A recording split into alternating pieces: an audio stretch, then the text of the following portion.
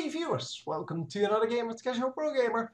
Today we're doing game number 3 of the best of 3 between Moonglade in the top left as our Zerg player and Crank and in the bottom right as our Protoss player.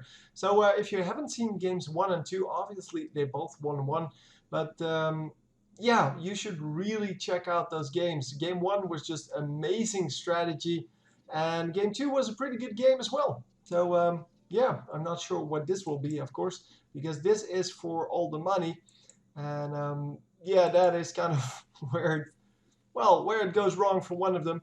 But yeah, they don't want to mess this up. Basically, they want to get a safe game in and kind of make their strategy work. At least we don't see a lot of rushes in these game 3 or last game of a series. Yeah, so basically game number 3 is normally the lamest game of the 3. And yeah, that's kind of what I'm expecting here. I'm expecting a safe game from both of them. Kind of the economical, taking an economical advantage early on by expanding early and then kind of going from there. Obviously, we are going to scout early here because, well, both of them know that this is for all the money. And wow, look at that. He's just completely denying the use of some of these patches.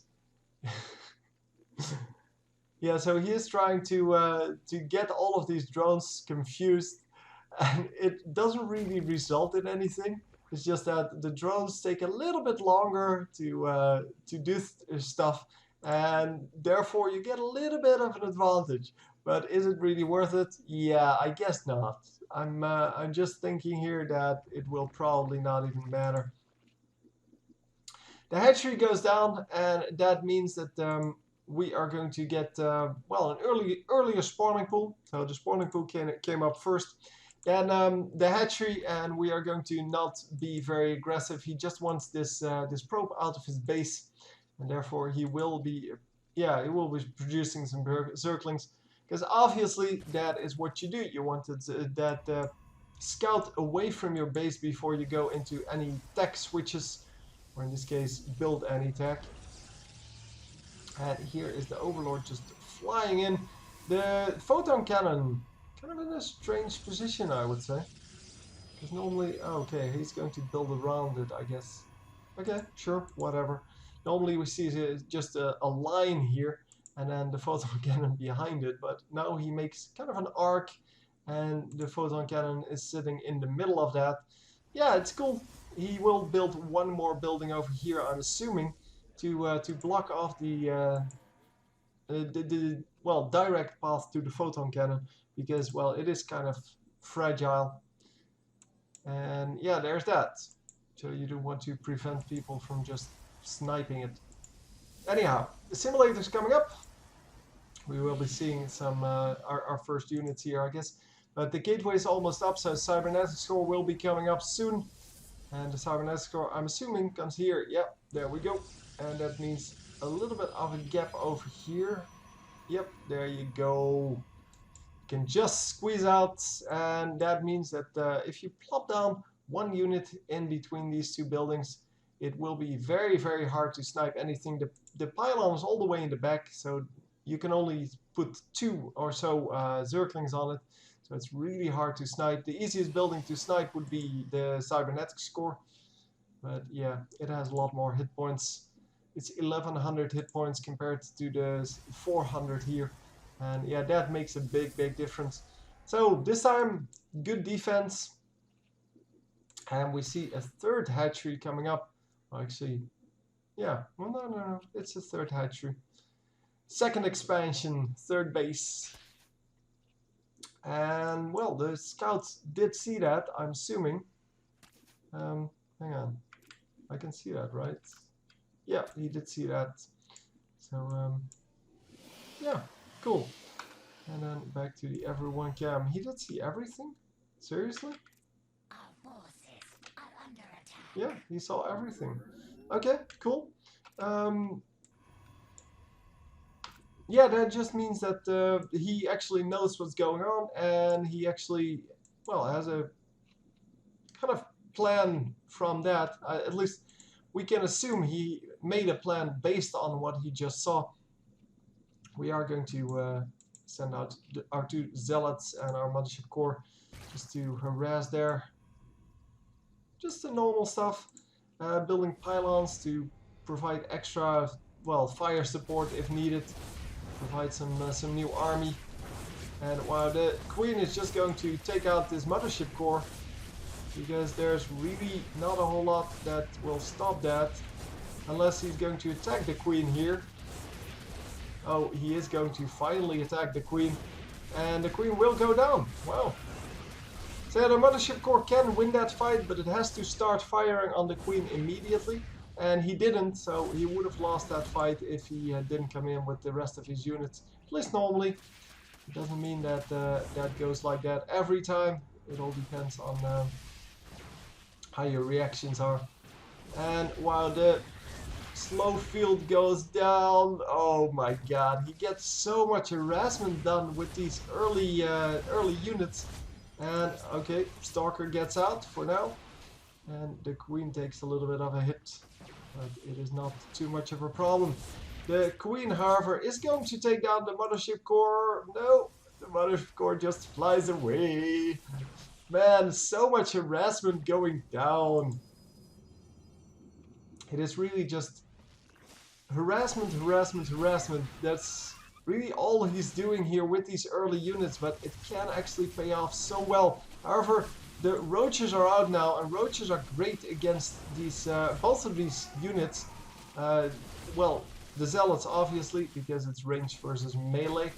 And then we have against the stalkers. Well, they do extra damage, the stalkers, but well, it's not a real a whole lot. And roaches are just, well, they're better at that. Wow, we do have Dark Templar coming out. Sorry for not seeing that, but yeah, this is going to go down. No, he actually has a chance. Yeah, he cleans that up just in time. The overseers produce very, very quickly, and he is going to just have 2. Just making sure he had 2 available. And oh my god, such a cheesy play. We don't normally see that from high-level players. But I guess he wanted to see if his opponent could actually handle that. And yes, his opponent could handle that, no problem. We do have another Dark Templar coming up. But yeah, the Dark Templar is going to be seen here. And let's see if he actually cleans that up before it's actually there. Yeah, no problem. No problem at all. The pylon on the high ground is not being spotted. However, the reverse is true. The Zerglings are in range of this pylon site. It's all the way up to here. So yeah, he will be able to see those. Anyhow, I think that's the end of being sneaky. He just tried to get in with his Dark Templar, tried to snipe this hatchery, but it didn't actually work out.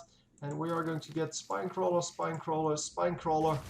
He is relying on those overseers to actually hover over here and actually provide the vision. And then he can just move out with all the rest.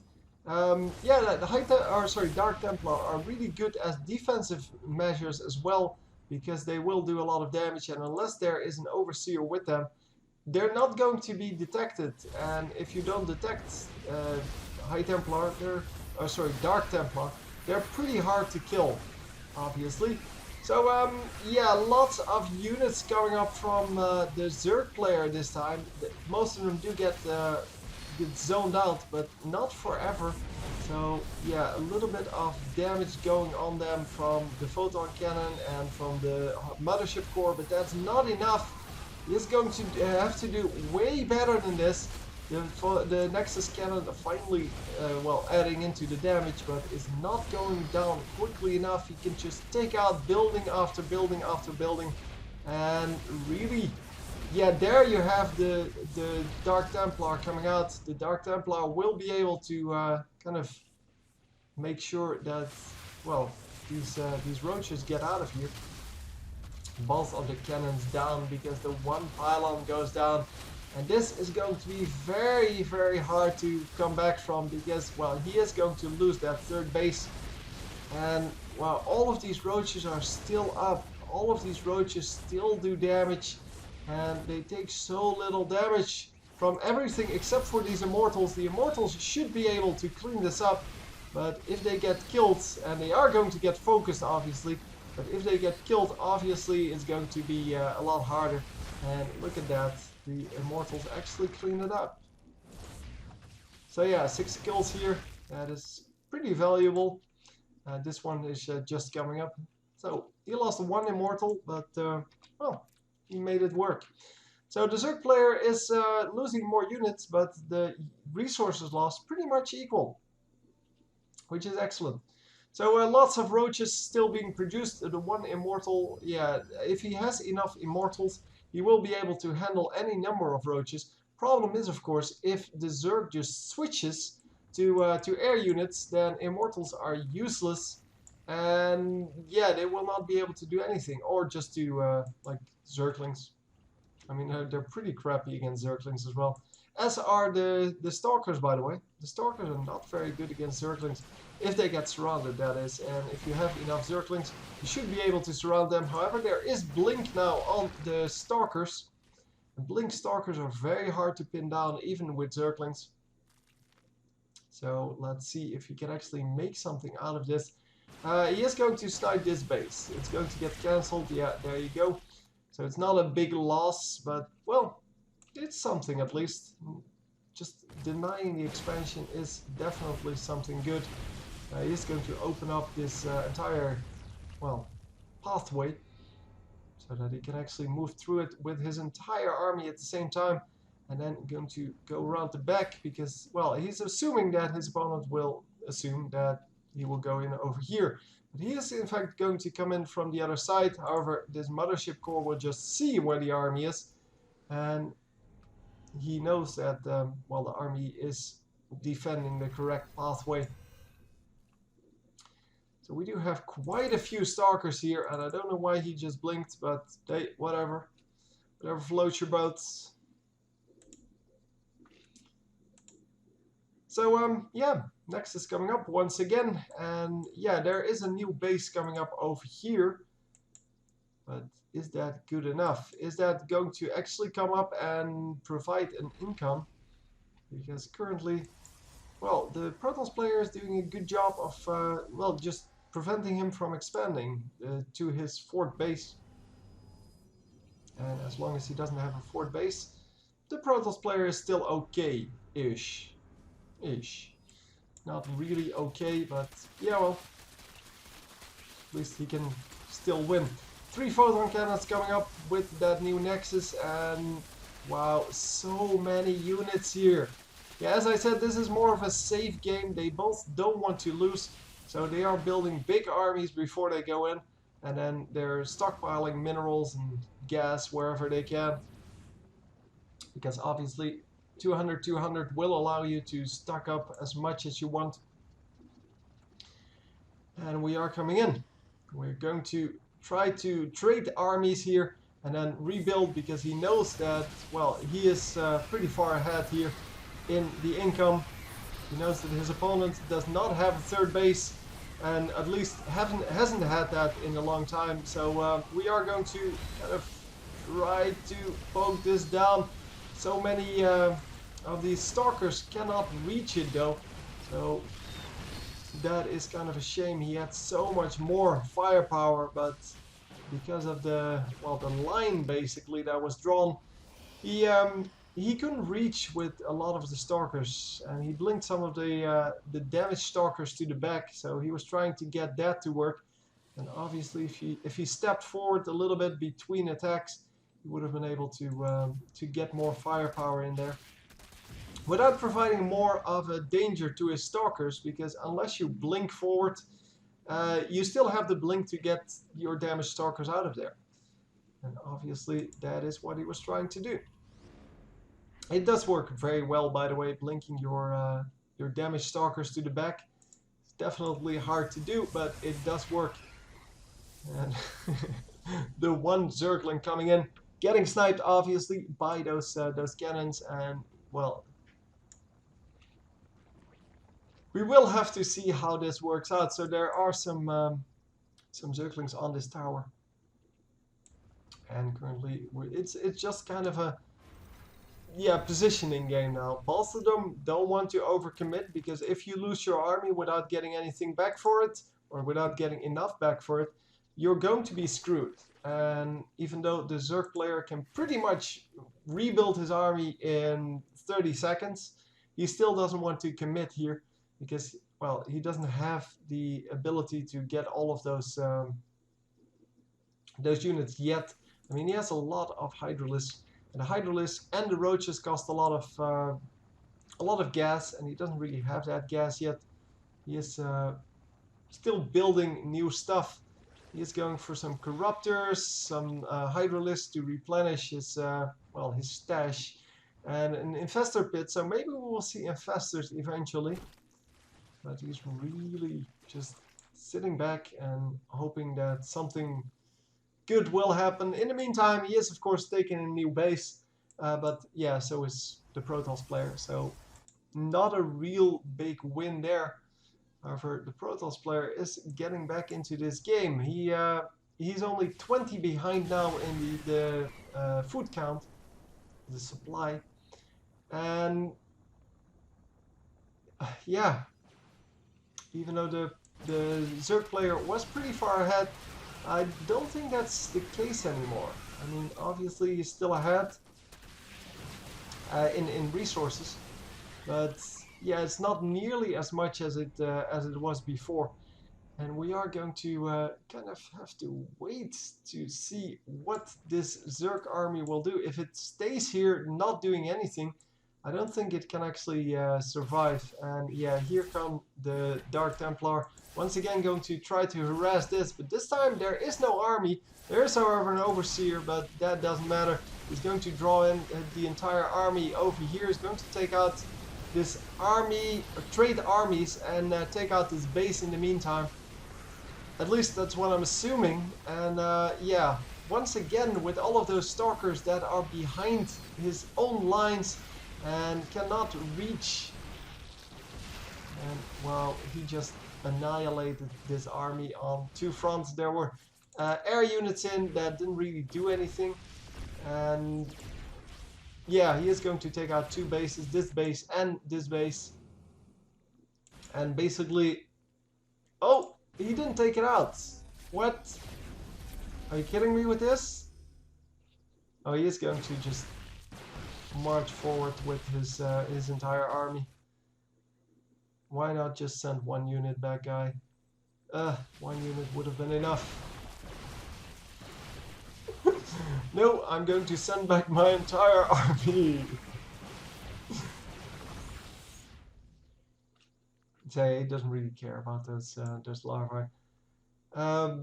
Yeah, at this point it is going to be hard to deal with all of this for our Zerg player. He is behind so much. He's trying to rebuild his base, but yeah, this base is still mining, but this one is almost mined out. This one will be mined out. And yeah, it is going to be so hard to come back from this. Basically, he lost it in that last fight. So we will, at the end of this replay, I will try to find that fight again. It's about 20 minutes, I believe. Maybe a little bit earlier. But yeah, the resources lost, as you can see now, well into the favor of our Protoss player here. Obviously, he did way better. And this one fight where he took out this base and this other base, so that one was kind of the deciding factor, I think. Stalkers are so good, man. Stalkers just counter everything. It's like Marines, the Protoss Marines. Immediately taking down the enemy infiltrator.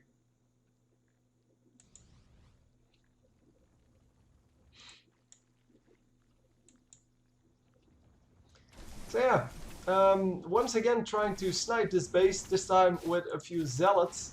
Obviously he knows that there are overseers now everywhere, so might as well go for those. And we have Brootlords out. Well, I've never seen those actually be effective, except really early beta. But yeah, for the rest, it's just they haven't been very effective at all in any game. So the Mothership Core will have enough charge, yeah, to get the mass recall off. Which means that the next fight is going to be in favor of our Protoss player, unless he screws up big time. But if it goes badly, he can always mass recall to his base, and that is of course awesome to know. Yeah, he can wait a little bit longer, or well, he can actually use the time a little bit longer, because if he actually waits until he has 175, he can also plop down one of the time warps, which is excellent.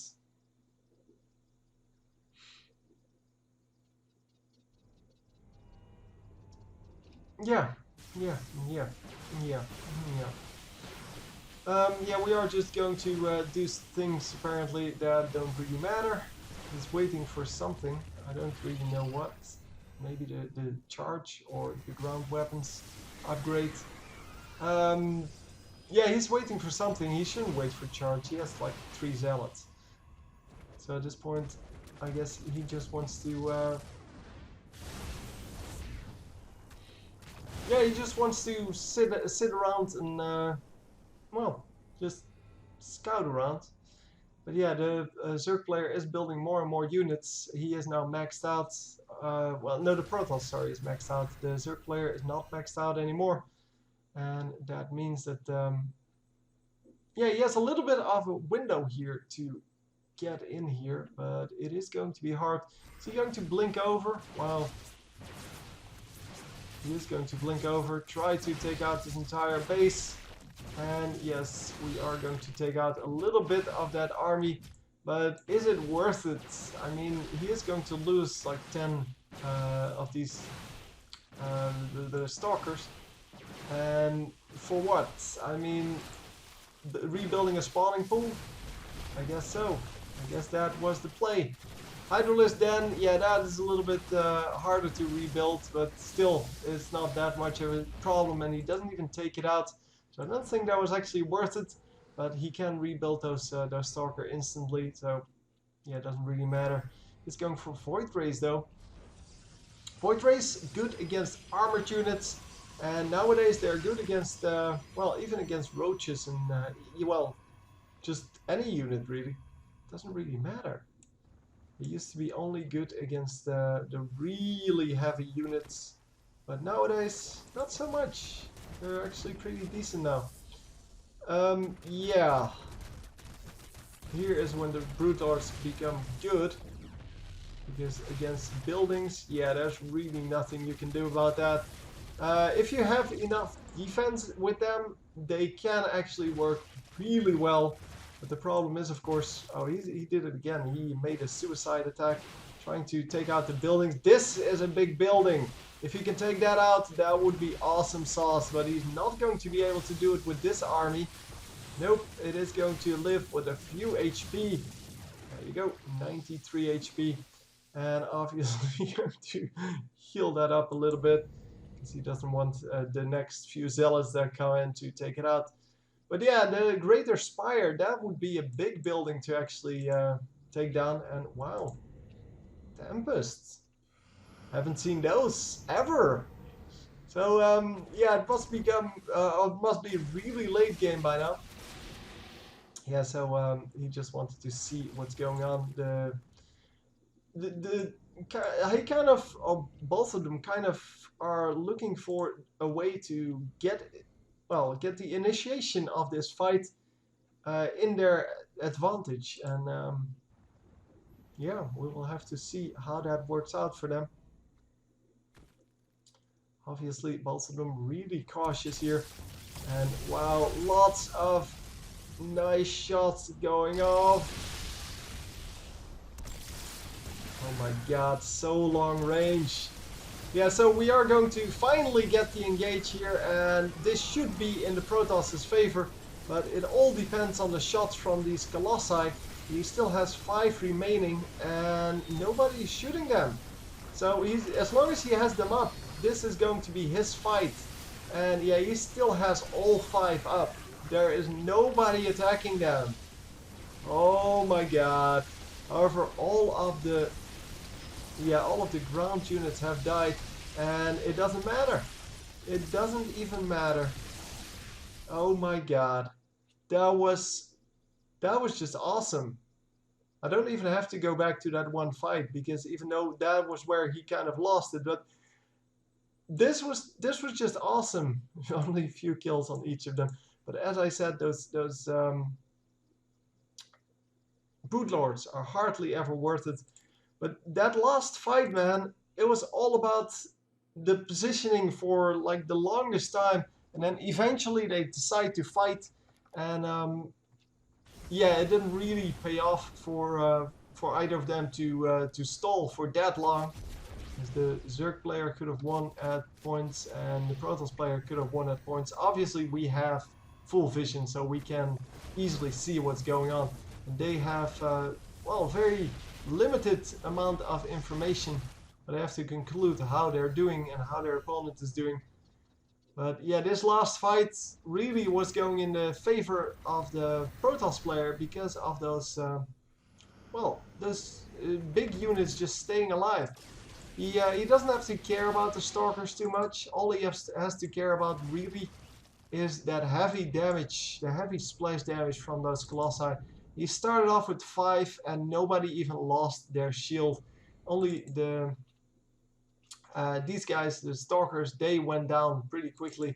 But yeah, that's the way it goes. I mean, that's why you become a Stalker, to get killed. It's also sad, to be honest. So yeah, we're going to see this once again.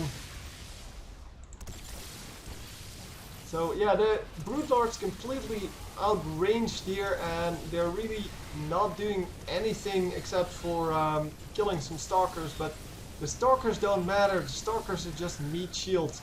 At this point, it is all about those Colossi. The Colossi just insane damage, and of course we have the Tempest to clear out those air units, and yeah, they will just do that very, very nicely. And yeah, really nothing else to say about it. It was just a better unit composition and better everything on the Protoss player.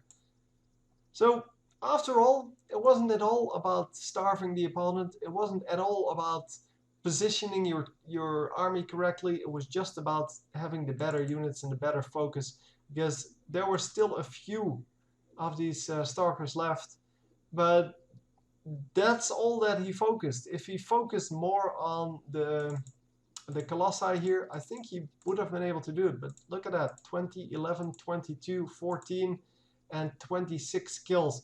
That is like 100 and something kills. That is insane. Just on units that are still alive. And yeah, that's insane. Anyway, hope you enjoyed, and I will see you next time. GG.